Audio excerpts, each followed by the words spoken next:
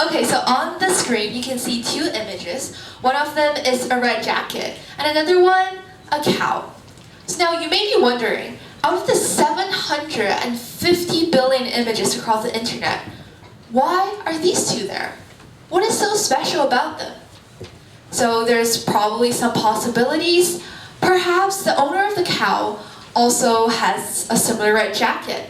Perhaps the scientific discovery has a new one that relates jacket to a cow, or perhaps the cow wears a jacket or is involved in making them. But I hated to break it to you all, but there's no connection between the two images.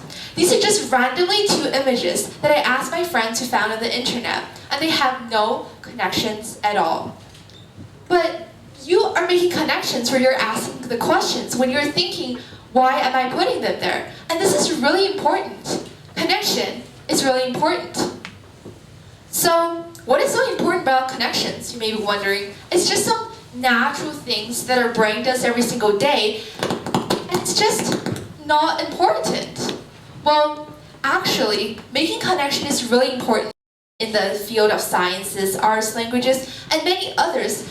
And connecting two unrelated fields can actually spark discovery in the new middle area, interdisciplinary sciences. This is Noam Chomsky. He's a famous linguist known for biolinguistics, and he was one of the founders of the cognitive science, which is a combination of thoughts, learning, mental organization, which draws on aspects of psychology, linguistics, philosophy, and computer modeling. So by a show of hands, how many guys here do you believe that learning language is an innate behavior? So you're born with it. Can you raise your hand? I want to see it. Oh, I see a few hands over there. So you guys believe that learning language is innate. How many of you believe that it is something that we develop as we grow? Have hands. We have hands there. Some. Okay. So, well, this divide also exists in the linguistic community. Some people believe that it's ability of our brain that we're just born with. Others think that it develops as we grow. And some people believe in a combination of both. And the guy that I just showed you, Noam Chomsky, he was the first one who brought up the idea of biolinguists, which is that we are born with the ability to learn languages. And how is that important? This completely changed how we actually viewed language learning and the structural grammar that we are familiar with. So here I have a sentence.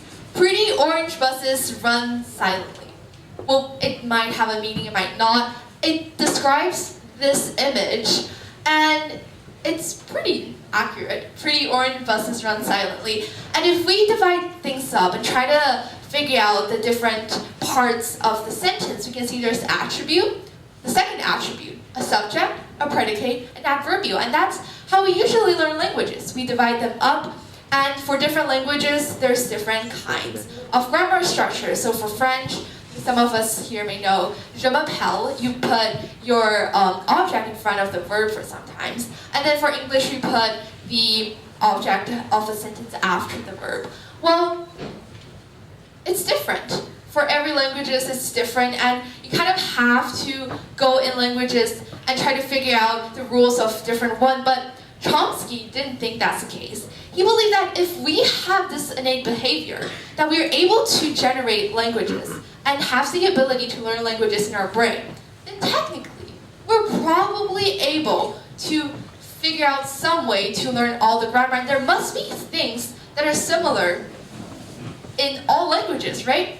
So what he did is that instead of having all the attribute, noun, verb, whatever, it's like predicate but verb, and adverb, they also separate into NP, which noun phrase, and then verb and S. So by this way, they're actually able to mathematically determine many other languages, and by manipulating the coefficient between each NP, NP, and VP, they're able to generate many languages and have this universal grammar and transformational grammar. And that's really amazing. Why? Because by using math in our languages, we're able to produce so much stuff than just casually talking. We're able to do natural language processing, which is an emerging field in AI, and you probably know like Siri, Alexa, they're all a product of natural language processing. And by combining languages, math, and biology, we're able to discover so much more than just, hello, my name is Yoyo, right?